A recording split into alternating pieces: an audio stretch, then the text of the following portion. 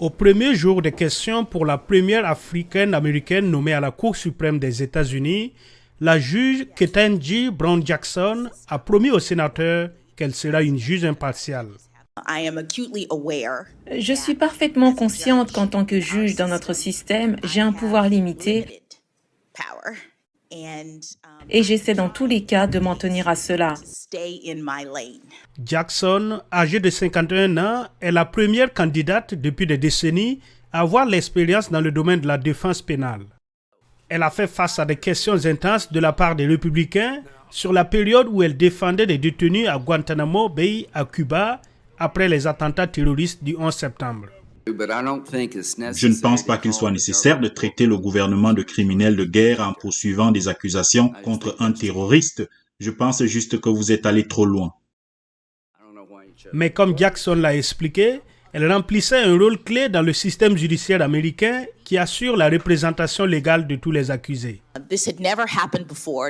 Cela ne s'était jamais produit auparavant, non seulement l'attaque, mais aussi l'utilisation de l'autorité exécutive pour détenir des personnes de cette manière. Toute notre liberté est en jeu si nous ne faisons pas les choses correctement en ce qui concerne ce que l'exécutif peut faire. Les démocrates ont félicité la candidate du président Joe Biden pour sa vaste expérience du droit et de la perspective historique qu'elle apportera à la Cour suprême. Personne ne remet en question ni vos diplômes universitaires en droit, ni votre service en tant que greffière et en tant que juge fédéral. Mais les critiques anticipées, eux, affirment que son bilan en tant que juge montre un parti pris contre les forces de l'ordre. Que répondez-vous aux gens qui disent que vous êtes indulgent avec les criminels?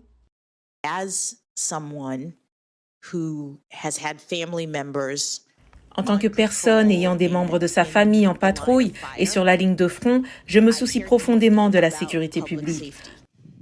Je sais ce que c'est d'avoir des êtres chers qui partent pour protéger et servir, et la peur de savoir s'ils rentreront ou pas à la maison à cause de la criminalité dans la communauté.